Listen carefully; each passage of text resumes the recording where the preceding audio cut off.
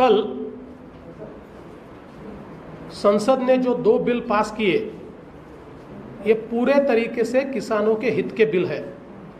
विशेष रूप से लीजिंग के संदर्भ का जो बिल यहाँ पर आया और जिसमें एक प्रकार से कॉन्ट्रैक्ट फार्मिंग हम कर सकते हैं, ये जो बिल है इसके कारण छोटे किसान को फायदा होगा। बड़े पैमाने पर क्रॉप वैल्यू चेन तैयार हो पाएगी। इसमें पूंजी बड़े पैमाने पर आएगी, निजी क्षेत्र की भी पूंजी आएगी जो छोटे किसान को कभी नहीं मिल सकती, ऐसी पूंजी भी आएगी और इससे किसानों को बहुत ज़्यादा फायदा होगा।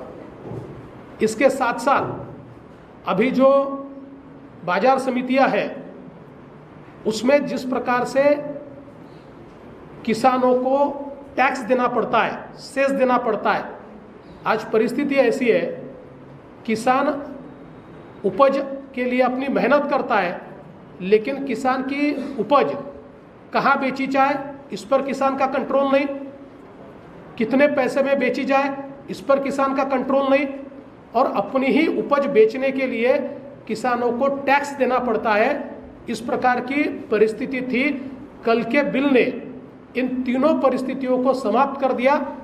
अब किसान को यह अधिकार आया है कि वो कहीं पर भी अपना माल बेच सकता है। कहाँ बेचना ये किसान तय करेगा, किस कीमत पर बेचना है, क्योंकि सिंगल मार्केट हुआ है तो देश के किसी भी कोने में बिना रोक टोक के किसान अपना माल बेच सकता है।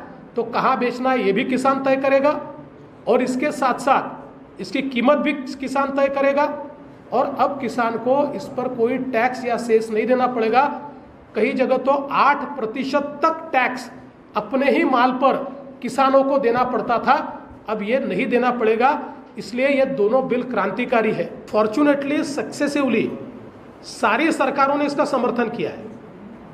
ये बड़ा आश्चर्य है कि सरकार में होते समय ये समर्थन करते हैं और सरकार से बाहर जाने के बाद इसका विरोध करते हैं। क्योंकि मैंने कहा कांग्रेस के समय की टास्क फोर्स ने इसका समर्थन किया, स्वामीनाथन आयोग ने इसका समर्थन किया, जो एक दूसरी टास्क फोर्स बनी उसने समर्थन किया, और उसके बाद जो मेरे अंडर मुझे प्रमुख बनाकर जो नीति आयोग की कमेटी हुई उसने इसका समर्थन किया। तो ये एक बहुत लंबे डिबेट के बाद ये सारा आया हुआ है और ये कांग्रेस को पता है। देखिए, कांग्रेस ज़मीन तलाश रही है। अभी कांग्रेस को ये लगता है कि जब उनके साथ कोई नहीं आ रहा तो उनको लगता है कि हम बरगलाने वाली बातें कहें, हम रोज़ झूठ कहें, इससे लोग बरगला कर हमारे साथ आएंगे। कांग्रेस एक बहुत बड़ा धोखा कर रही है।